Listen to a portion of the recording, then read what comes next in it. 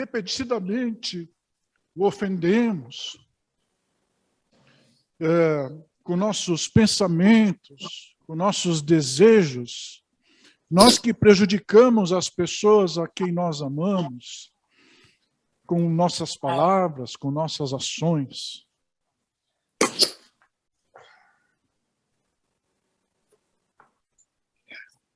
Então, em lugar de buscar vingança, Jesus ora assim: Pai, perdoa essa gente. Eles não sabem o que estão fazendo. Já houve algum pedido mais difícil do que ser feito? Olha, Jesus olha para você, olha para mim e ora assim: Pai, perdoa o Marcos. Pai, perdoa a Miriam. Tem oração mais graciosa que essa? Oh, Jesus sabe que só uma maneira do seu Santo Pai poder desviar a ira a nós também.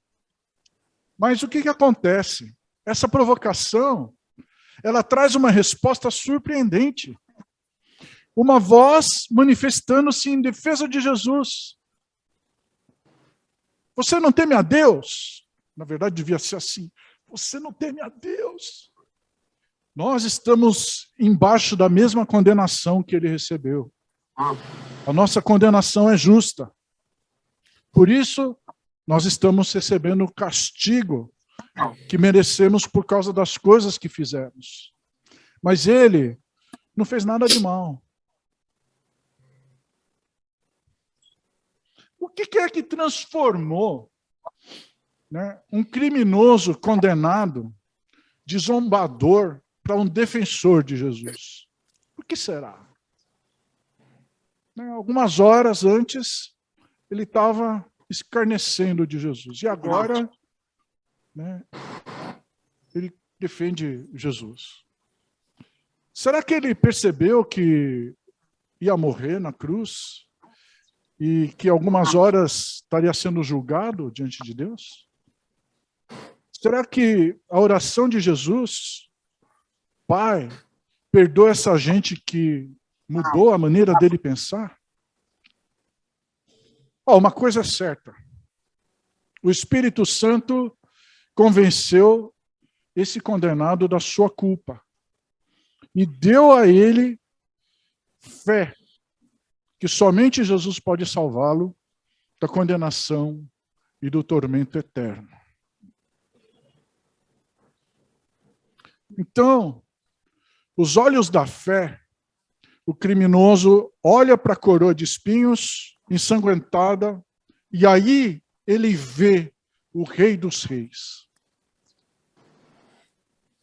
Ele volta-se para o Senhor Jesus e diz: Jesus, lembre-se de mim quando o Senhor estiver com seu Pai, quando o Senhor voltar como Rei. E Jesus responde para ele: hoje você estará comigo no paraíso.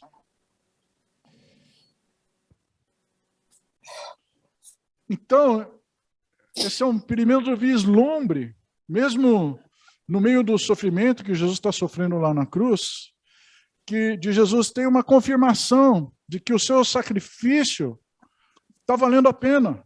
Lá, ainda na cruz, ele olha para um criminoso se arrependendo, né? E esse criminoso é apenas um entre uma multidão que vai se arrepender dos seus erros, que vão acreditar em Jesus e passarão a eternidade com ele, amém?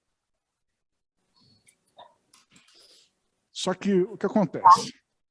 3 longas e terríveis horas se passaram desde que Jesus tinha sido crucificado. Por volta do meio-dia, um fato dramático acontece. De repente, o lugar da crucificação é lançado numa escuridão anormal e estranha. O sol do meio-dia para de brilhar e uma escuridão profunda envolve a todos. E naquela época não tinha luz elétrica, né? Eu creio que lá no Gólgota, né, o pessoal não tinha pensado em levar tocha no meio-dia, né? Então devia ter ficado muito escuro. Então Jesus está no escuro. Apesar de Jesus ser absolutamente infalível, absolutamente perfeito, durante toda a sua vida aqui na Terra, ele é arrancado da presença e da glória de Deus.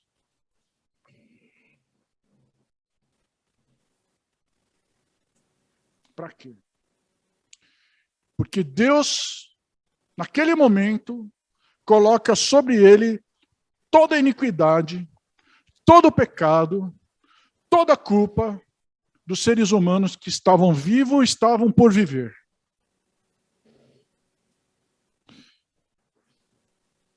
A escuridão seria direcionada para nós, para os seres humanos, por causa dos erros, da desobediência do ser humano.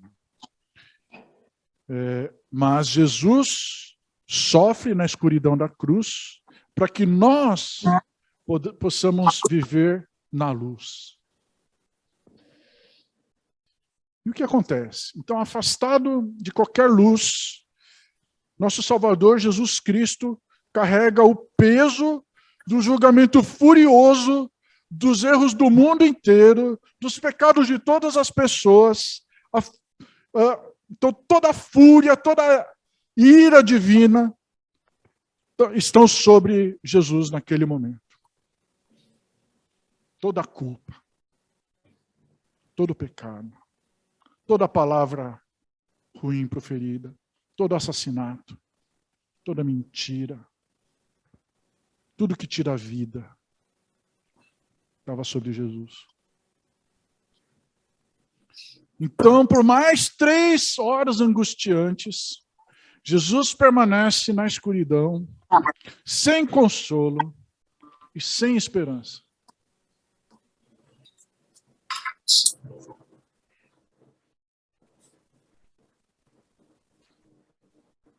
Jesus é agredido, é assolado pelos golpes não físicos, mas os golpes da ira divina por tomar os nossos pecados. Então, ao chegar às 3 horas da tarde, Jesus levanta a voz num grito: meu Deus, por que me abandonaste? Pela primeira vez na vida de Jesus na terra, Jesus não chama Deus de Pai. Por causa dos pecados que ele está carregando, ele foi separado, ele foi deserdado, ele foi abandonado. Porque Deus não pode conviver com a imundícia do pecado, da iniquidade, da morte.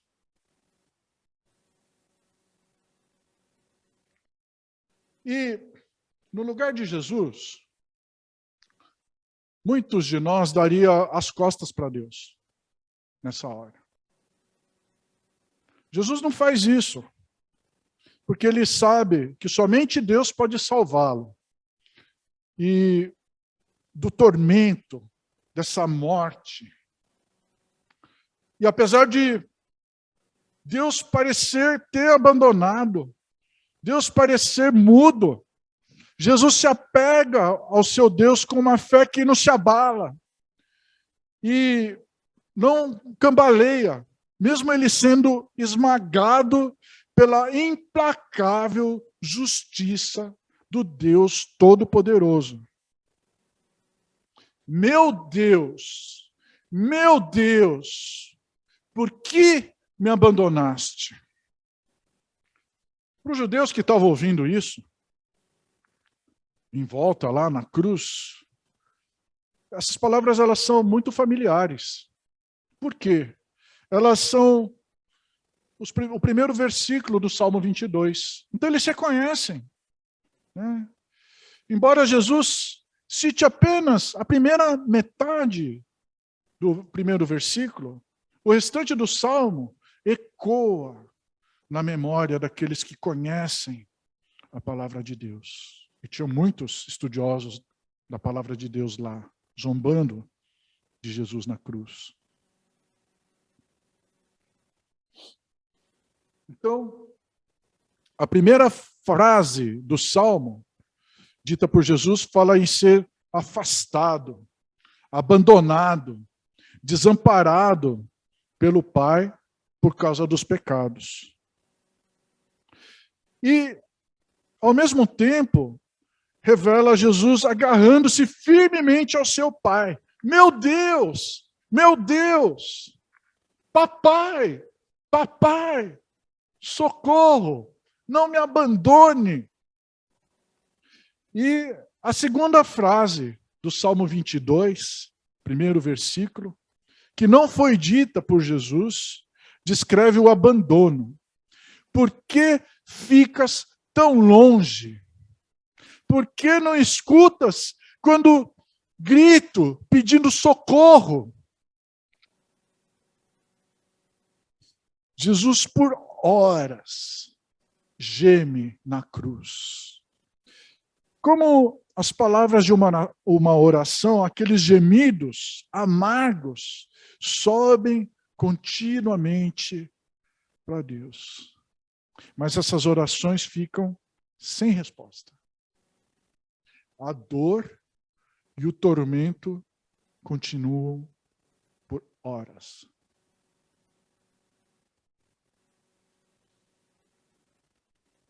De costas para o filho, o pai ignora o seu gemido.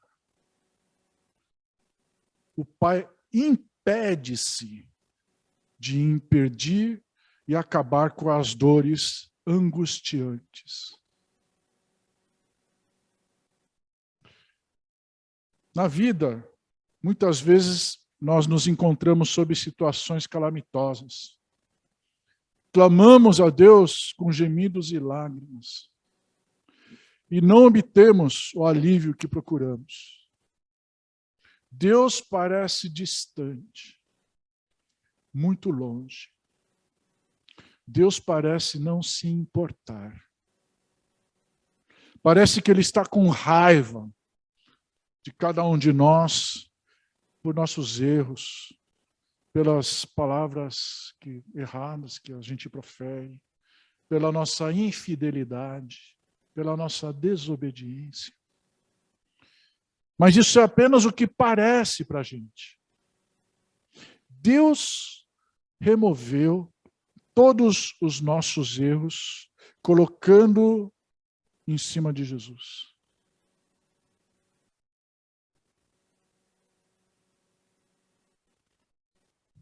Jesus foi realmente desamparado e abandonado para que Deus nunca precisasse fazer isso com o ser humano novamente.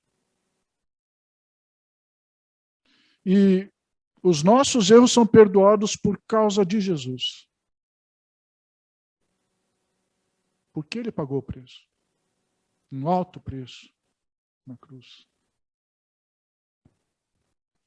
Então, o sofrimento de Jesus não tem nada de justo, nada de correto. Ele amou a Deus de todo o seu coração, de toda a sua alma, de toda a sua mente, com todas as suas forças. Amou os seus próximos como a Ele mesmo. E nós falhamos nessas coisas. Mas Jesus, o puro, o inocente, Ele carrega os nossos pecados e a ira de Deus. E apesar disso, nós frequentemente passamos por momentos de intensas provações e lutas nas nossas vidas. Mas mesmo nos dias difíceis, Deus é amoroso e santo. Apesar da nossa percepção, não conseguir entender aquela circunstância. Deus não é a causa do nosso sofrimento. E não se alegra em nos ver sofrer. Embora as circunstâncias possam nos entristecer, com sofrimentos, com aflições, Deus pode usar essas circunstâncias para que nós nos aproximemos dele, de maneira que, por meio da fé, nós nos apeguemos somente a ele. Amém? Então era isso que eu tinha para compartilhar nessa manhã.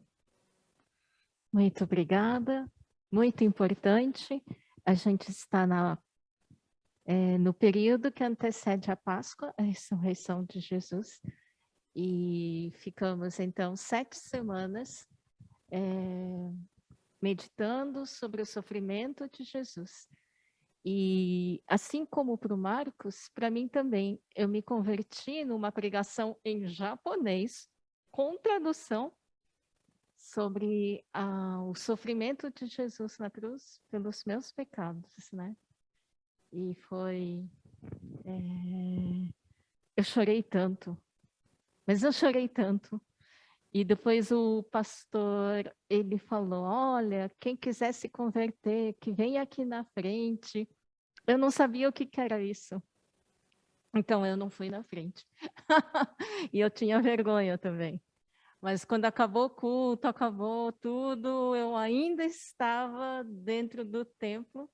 E aí, como era uma IBF, a minha monitora percebeu e foi conversar comigo e com mais uma irmã, a Neide Obara, que já faleceu, e éramos 3. E aceitamos a Jesus na mesma oração. Muito obrigado, Pai, porque o Senhor nos permite a te ajudar, a te cooperar nos teus planos lindos e maravilhosos. Obrigado, Pai, pela Igreja Metodista Livre da Liberdade, que tem potencial, que tem capacidade, que tem tudo que necessita e pode cooperar mais ainda com os teus planos. E que, ao fazer isso, tenhamos que a graça do Senhor Jesus, o amor de Deus Pai e a comunhão do Espírito Santo estejam com cada um de vocês em toda vez que participar dos teus planos, em todo momento, agora e para sempre. Amém. Amém. Está terminado.